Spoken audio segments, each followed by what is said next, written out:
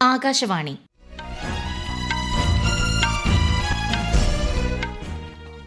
നമസ്കാരം. വാർത്തകൾ വായിക്കുന്നത് ബിന്ദു വിനോദ്.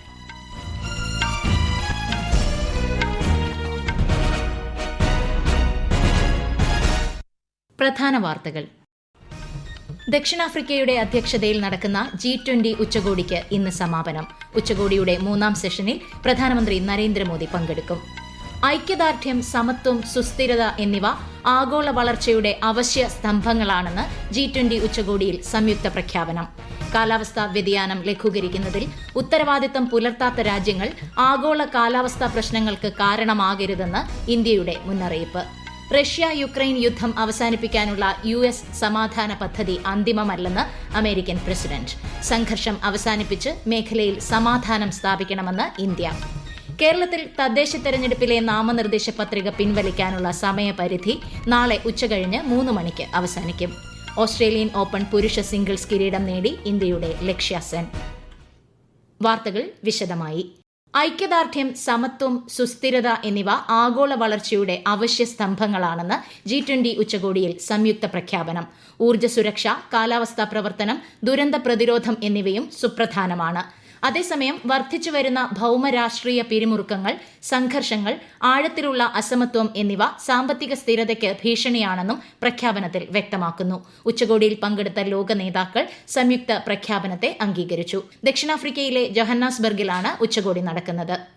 ഈ വർഷത്തെ G20 ഉച്ചകോടിയിൽ തിരിച്ചറിഞ്ഞ 4 പ്രധാന മുൻഗണനകൾ സംബന്ധിച്ച് ഉച്ചകോടി ശക്തമായ സന്ദേശം നൽകിയതായി കേന്ദ്ര വിദേശകാര്യ മന്ത്രാലയത്തിലെ സാമ്പത്തിക കാര്യ സെക്രട്ടറി സുധാകർ ദലേല.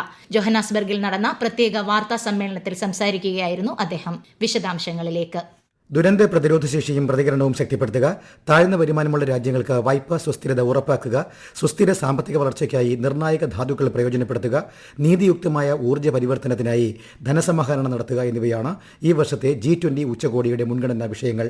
ഇന്ത്യയുടെ G20 അധ്യക്ഷകാലത്ത് രൂപപ്പെട്ട നിരവധി സംരംഭങ്ങളും ഫലങ്ങളും ഈ കൂട്ടായ്മയിലുടനീളം പ്രതിഫലിക്കുകയും ദക്ഷിണാഫ്രിക്ക തങ്ങളുടെ അധ്യക്ഷതയിൽ ഇത് ഫലപ്രദമായി മുന്നോട്ട് കൊണ്ടുപോവുകയും ചെയ്തതായി അദ്ദേഹം അഭിപ്രായപ്പെട്ടു. വിദഗ്ധ തൊഴിലാളികളുടെ കുടിയേറ്റം, ടൂറിസം, ഭക്ഷ്യസുരക്ഷ, നിർമ്മിത ബുദ്ധി, ഡിജിറ്റൽ സമ്പദ്വ്യവസ്ഥ, നൂതനാശയം, വനിതാ ശാക്തീകരണം തുടങ്ങിയ നിർണായക മേഖലകളിൽ ദക്ഷിണാഫ്രിക്കയുടെ അധ്യക്ഷതയിൽ നടക്കുന്ന പ്രവർത്തനങ്ങളെ ഉച്ചകോടിയിൽ പ്രധാനമന്ത്രി നരേന്ദ്രമോദി അഭിനന്ദിച്ചതായും ശ്രീ സുധാകർ ദലേല വ്യക്തമാക്കി. News desk, Akashvani. ദക്ഷിണാഫ്രിക്ക ആതിഥേയത്വം വഹിക്കുന്ന G20 ഉച്ചകോടി ഇന്ന് സമാപിക്കും. എല്ലാവർക്കും ന്യായവും നീതിയുക്തവുമായ ഭാവി, നിർണായക ധാതുക്കൾ, മാന്യമായ ജോലി, നിർമ്മിത ബുദ്ധി എന്ന വിഷയം ചർച്ച ചെയ്യുന്ന ഉച്ചകോടിയുടെ 3ാം സെഷനിൽ പ്രധാനമന്ത്രി നരേന്ദ്രമോദി ഇന്ന് പങ്കെടുക്കും. സമ്മേളനത്തിന് മുന്നോടിയായി ഇന്ത്യ, ബ്രസീൽ, ദക്ഷിണാഫ്രിക്ക നേതൃതല കൂടിക്കാഴ്ചയായ IBSAയിൽ പ്രധാനമന്ത്രി പങ്കെടുക്കും. ഉച്ചകോടിക്കിടെ ദക്ഷിണാഫ്രിക്കൻ പ്രസിഡന്റുമായും ജപ്പാൻ, കാനഡ, ഇറ്റലി എന്നീ രാജ്യങ്ങളിലെ പ്രധാനമന്ത്രിമാരുമായും ശ്രീ മോദി ഉഭയകക്ഷി കൂടിക്കാഴ്ചകൾ നടത്തും. വൈകുന്നേരം പ്രധാനമന്ത്രി ന്യൂഡൽഹിയിലേക്ക് മടങ്ങും. ആഫ്രിക്കൻ മണ്ണിൽ ആദ്യമായി നടക്കുന്ന G20 ഉച്ചകോടിയിൽ പങ്കെടുക്കുവാനായി ശ്രീ മോദി വെള്ളിയാഴ്ചയാണ് ജോഹന്നാസ്ബർഗിലെത്തിയത്. കാലാവസ്ഥാ വ്യതിയാനം ലഘൂകരിക്കുന്നതിൽ ഉത്തരവാദിത്തം പുലർത്താത്ത രാജ്യങ്ങൾ ആഗോള കാലാവസ്ഥാ പ്രശ്നങ്ങൾക്ക് കാരണമാകരുതെന്ന് ഇന്ത്യയുടെ മുന്നറിയിപ്പ്. ബ്രസീലിൽ നടന്ന ഐക്യരാഷ്ട്രസഭയുടെ കാലാവസ്ഥാ വ്യതിയാന കൺവെൻഷന്റെ 30ാമത് സമ്മേളനത്തിലാണ് ഇന്ത്യ നിലപാട് വ്യക്തമാക്കിയത്. കാലാവസ്ഥാ വ്യതിയാനത്തിന്റെ വർദ്ധിച്ചുവരുന്ന പ്രത്യാഘാതങ്ങളിൽ നിന്ന് ദുർബല ജനവിഭാഗങ്ങളെ, പ്രത്യേകിച്ച് ഗ്ലോബൽ സൌത്തിലുള്ളവരെ സംരക്ഷിക്കുന്നതിനായി ഇന്ത്യ ആഗോള പിന്തുണ ആവശ്യപ്പെട്ടു. കാലാവസ്ഥാ ധനസഹായം നൽകാനുള്ള വികസിത രാജ്യങ്ങളുടെ ഉദ്ദേശത്തെ രാജ്യം അഭിനന്ദിച്ചു. റഷ്യ-യുക്രൈൻ യുദ്ധം അവസാനിപ്പിക്കാനുള്ള US സമാധാന പദ്ധതി അന്തിമമല്ലെന്ന് US പ്രസിഡന്റ് ഡൊണാൾഡ് ട്രംപ്. കരട് പദ്ധതിയിൽ ഗണ്യമായ തിരുത്തലുകൾ ആവശ്യമാണെന്ന് യുക്രൈനെ പിന്തുണയ്ക്കുന്ന പാശ്ചാത്യ സഖ്യം മുന്നറിയിപ്പ് നൽകിയതിനെ തുടർന്നാണ് ട്രംപിന്റെ പ്രതികരണം. ഈ മാസം 27-നകം പദ്ധതി അംഗീകരിക്കാൻ യുക്രൈനെ പ്രേരിപ്പിക്കുകയാണെന്നും US പ്രസിഡന്റ് ഇന്നലെ മാധ്യമങ്ങളോട് പറഞ്ഞു. അതേസമയം രാജ്യം ചരിത്രത്തിലെ ഏറ്റവും ദുഷ്കരമായ നിമിഷങ്ങളെയാണ് നേരിടുന്നതെന്ന് യുക്രൈൻ പ്രസിഡന്റ് വൊളോഡിമർ സെലൻസ്കി പ്രതികരിച്ചു.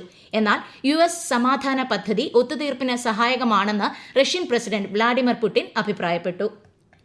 വിദേശകാര്യമന്ത്രി എസ് ജയശങ്കർ യുക്രൈൻ വിദേശകാര്യമന്ത്രി ആൻഡ്രി സിബിഹയുമായി ടെലിഫോൺ സംഭാഷണം നടത്തി. റഷ്യ യുക്രൈൻ സംഘർഷവുമായി ബന്ധപ്പെട്ട സംഭവ വികാസങ്ങൾ യുക്രൈൻ വിദേശകാര്യമന്ത്രി വിശദീകരിച്ചതായി ശ്രീ ജയശങ്കർ സമൂഹമാധ്യമത്തിൽ കുറിച്ചു. റഷ്യ യുക്രൈൻ സംഘർഷം എത്രയും പെട്ടെന്ന് അവസാനിക്കണമെന്നും മേഖലയിൽ സ്ഥായിയായ സമാധാനം പുനഃസ്ഥാപിക്കപ്പെടണം എന്നും ഇന്ത്യ ആഗ്രഹിക്കുന്നതായി ശ്രീ ജയശങ്കർ വ്യക്തമാക്കി. ഉഭയകക്ഷി സഹകരണം ശക്തിപ്പെടുത്തുന്ന വിഷയങ്ങളും ഇരു നേതാക്കളും ചർച്ച ചെയ്തു. ഈ വാർത്തകൾ ആകാശവാണിയിൽ നിന്ന്. ആകാശവാണി വാർത്തകളും വാർത്താധിഷ്ഠിത പരിപാടികളും all India radio news Thiruvananthapuram YouTube ചാനലിലും all India radio news Thiruvananthapuram Facebook പേജിലും AR News_ തിരുവനന്തപുരം ഇൻസ്റ്റഗ്രാം അക്കൌണ്ടിലും AR News_TVM X ഹാൻഡിലും ലഭ്യമാണ്. കേരളത്തിൽ തദ്ദേശ തെരഞ്ഞെടുപ്പിലെ സ്ഥാനാർത്ഥിത്വം പിൻവലിക്കുന്നതിനുള്ള അവസാന ദിവസം നാളെ. സ്ഥാനാർത്ഥികൾക്ക് നാളെ ഉച്ചകഴിഞ്ഞ് 3 മണിവരെ നാമനിർദ്ദേശ പത്രിക പിൻവലിക്കാൻ സമയമുണ്ട്. പത്രികകളുടെ സൂക്ഷ്മ പരിശോധന ഇന്നലെ പൂർത്തിയായി. അടുത്ത മാസം 9, 11 തീയതികളിൽ 2 ഘട്ടങ്ങളിലായാണ് വോട്ടെടുപ്പ്. ഡിസംബർ 13-ന് വോട്ടെണ്ണൽ നടക്കും. കേരളത്തിൽ വോട്ടർ പട്ടിക പരിഷ്കരണത്തിന്റെ ഭാഗമായി ഡിജിറ്റലൈസ് ചെയ്ത എന്യൂമറേഷൻ ഫോമുകളുടെ എണ്ണം 31 ലക്ഷം കവിഞ്ഞതായി മുഖ്യ തെരഞ്ഞെടുപ്പ് officer Rathan U Kelkar. Enumeration form വിതരണം അവസാന ഘട്ടത്തിലേക്ക് കടന്നതായും അദ്ദേഹം അറിയിച്ചു. ശ്രീ സത്യസായി ബാബയുടെ ശതാബ്ദി ആഘോഷങ്ങളിൽ പങ്കെടുത്ത് ഉപരാഷ്ട്രപതി CP രാധാകൃഷ്ണൻ. പുട്ടപർത്തിയിലെ ഹിൽവ്യൂ സ്റ്റേഡിയത്തിൽ നടന്ന പരിപാടിയെ ഉപരാഷ്ട്രപതി ഇന്ന് അഭിസംബോധന ചെയ്തു. This is the great divine power of Bhagavan Sri Sathya Sai Baba to bring everybody from all over the world to this holy place, Puttaparthi. I am proud to say that I am one of the new devotees come here on this day. Australian open പുരുഷ singles കിരീടം നേടി ഇന്ത്യയുടെ ലക്ഷ്യ സെൻ. ഇന്ന് നടന്ന ഫൈനലിൽ Japan താരം യുഷി തനക്കയെ 21-15, 21-11 എന്ന സ്കോറിനാണ് ലക്ഷ്യ പരാജയപ്പെടുത്തിയത്.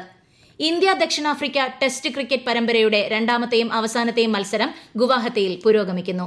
രണ്ടാം ദിനം ആദ്യ ഇന്നിംഗ്സ് ബാറ്റിംഗ് പുനരാരംഭിച്ച ദക്ഷിണാഫ്രിക്ക ഒടുവിൽ വിവരം ലഭിക്കുമ്പോൾ 7 വിക്കറ്റ് നഷ്ടത്തിൽ 402 റൺ എന്ന നിലയിലാണ്. കൊൽക്കത്തയിലെ ഈഡൻ ഗാർഡൻസിൽ നടന്ന ആദ്യ ടെസ്റ്റിൽ ഇന്ത്യയെ 30 റൺസിന് ദക്ഷിണാഫ്രിക്ക പരാജയപ്പെടുത്തിയിരുന്നു. 56ാമത് ഇന്ത്യ രാജ്യാന്തര ചലച്ചിത്രമേളയുടെ 4ാം ദിവസമായ ഇന്ന് ഇന്ത്യൻ പനോരമ വിഭാഗത്തിൽ അൻഹാദ് മിശ്രയുടെ ചമ്പൽ, രാജു ചന്ദ്രയുടെ പിറന്തനാൾ വാഴ്ത്തുക്കൾ എന്നീ ചിത്രങ്ങൾ പ്രദർശിപ്പിക്കും. ഋത്തിക് ഘട്ടക്കിന്റെ ബംഗാളി ചിത്രം സുവർണരേഖയുടെ പ്രത്യേക പ്രദർശനവും ഇന്നുണ്ടാകും. മണിരത്നം സംവിധാനം ചെയ്ത തമിഴ് ചിത്രം ദളപതിയും ഇന്ന് പ്രേക്ഷകരെ ആകർഷിക്കും. പ്രധാനമന്ത്രി നരേന്ദ്രമോദി ആകാശവാണിയിലൂടെ ജനങ്ങളുമായി ആശയങ്ങൾ പങ്കുവയ്ക്കുന്ന പ്രതിമാസ റേഡിയോ പരിപാടി മൻ കി ബാത്ത് ഈ മാസം 30-ന് രാവിലെ 11 മണിക്ക്. ആകാശവാണിയുടെ എല്ലാ നിലയങ്ങളും ദൂരദർശനും മൻ കി ബാത്ത് പ്രക്ഷേപണം ചെയ്യും. 1800117800 എന്ന ടോൾ ഫ്രീ നമ്പറിലൂടെ ജനങ്ങൾക്ക് പരിപാടിയിലേക്കുള്ള ആശയങ്ങളും നിർദ്ദേശങ്ങളും ഈ മാസം 28 വരെ സമർപ്പിക്കാം. സ്വർണ്ണവിലയിൽ മാറ്റമില്ല. പവന് 92,280 രൂപയും ഗ്രാമിന് 11,535 രൂപയുമാണ് ഇന്നത്തെ വില. സമുദ്രങ്ങളുടെ പല ഭാഗങ്ങളിലും രസം അഥവാ മെർക്കുറിയുടെ അളവ് വർദ്ധിച്ചു വരികയാണെന്ന് പുതിയ പഠനത്തിലെ കണ്ടെത്തൽ.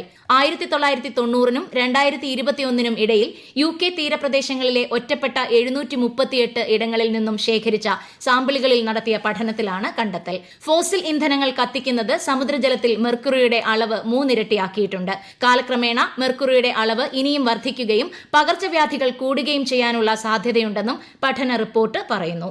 നാഗാലാൻഡിൽ അടുത്ത മാസം 1 മുതൽ 10 വരെ നടക്കുന്ന ഹോൺബിൽ ഫെസ്റ്റിവലിന്റെ ഔദ്യോഗിക യാത്രാ പങ്കാളിയായി എയർ ഇന്ത്യയെ നിയോഗിച്ചു. ഇതിന് പിന്നാലെ ദിമാപൂർ വിമാനത്താവളത്തിൽ എയർ ഇന്ത്യ എക്സ്പ്രസ് വിമാനം മുഖ്യമന്ത്രി നെയ്ഫിയു റിയോ ഫ്ളാഗ് ഓഫ് ചെയ്തു. കണക്ടിവിറ്റി ശക്തിപ്പെടുത്തുക, കൂടുതൽ സന്ദർശകരെ ആകർഷിക്കുക, നാഗാലാൻഡിനെ രാജ്യത്തും ലോകത്തും അവതരിപ്പിക്കുക തുടങ്ങിയവയിൽ എയർ ഇന്ത്യയുമായുള്ള സഹകരണം സുപ്രധാന ചുവടുവയ്പാണെന്ന് മുഖ്യമന്ത്രി പറഞ്ഞു. ഫെസ്റ്റിവലിന്റെ ഭാഗമായി ദിമാപൂരിലേക്കും തിരിച്ചുമുള്ള എയർ ഇന്ത്യ വിമാന നിരക്കിൽ 15% കിഴിവും ഏർപ്പെടുത്തി. മുംബൈയിലും മറ്റ് നഗരങ്ങളിലും ഭീകരാക്രമണങ്ങൾക്ക് ഉപയോഗിക്കാനിരുന്ന 3000 കിലോഗ്രാം RDX പിടിച്ചെടുത്തതിന് സുരക്ഷാ ഏജൻസികളെ മഹാരാഷ്ട്ര മുഖ്യമന്ത്രി ദേവേന്ദ്ര ഫട്നാവിസ് പ്രശംസിച്ചു.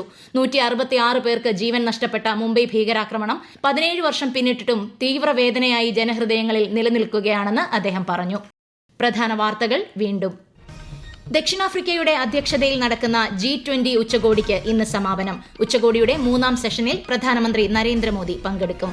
ഐക്യദാർഢ്യം, സമത്വം, സുസ്ഥിരത എന്നിവ ആഗോള വളർച്ചയുടെ അവശ്യ സ്തംഭങ്ങളാണെന്ന് G20 ഉച്ചകോടിയിൽ സംയുക്ത പ്രഖ്യാപനം. കാലാവസ്ഥാ വ്യതിയാനം ലഘൂകരിക്കുന്നതിൽ ഉത്തരവാദിത്തം പുലർത്താത്ത രാജ്യങ്ങൾ ആഗോള കാലാവസ്ഥാ പ്രശ്നങ്ങൾക്ക് കാരണമാകരുതെന്ന് ഇന്ത്യയുടെ മുന്നറിയിപ്പ്. റഷ്യ യുക്രൈൻ യുദ്ധം അവസാനിപ്പിക്കാനുള്ള US സമാധാന പദ്ധതി അന്തിമമല്ലെന്ന് അമേരിക്കൻ പ്രസിഡന്റ്. സംഘർഷം അവസാനിപ്പിച്ച് മേഖലയിൽ സമാധാനം സ്ഥാപിക്കണമെന്ന് ഇന്ത്യ. കേരളത്തിൽ തദ്ദേശ തെരഞ്ഞെടുപ്പിലെ നാമനിർദ്ദേശ പത്രിക പിൻവലിക്കാനുള്ള സമയപരിധി നാളെ ഉച്ചകഴിഞ്ഞ് 3 മണിക്ക് അവസാനിക്കും. ഓസ്ട്രേലിയൻ ഓപ്പൺ പുരുഷ സിംഗിൾസ് കിരീടം നേടി ഇന്ത്യയുടെ ലക്ഷ്യ സെൻ. വാർത്തകൾ കഴിഞ്ഞു. അടുത്ത വാർത്താ പ്രക്ഷേപണം വൈകിട്ട് 6:30.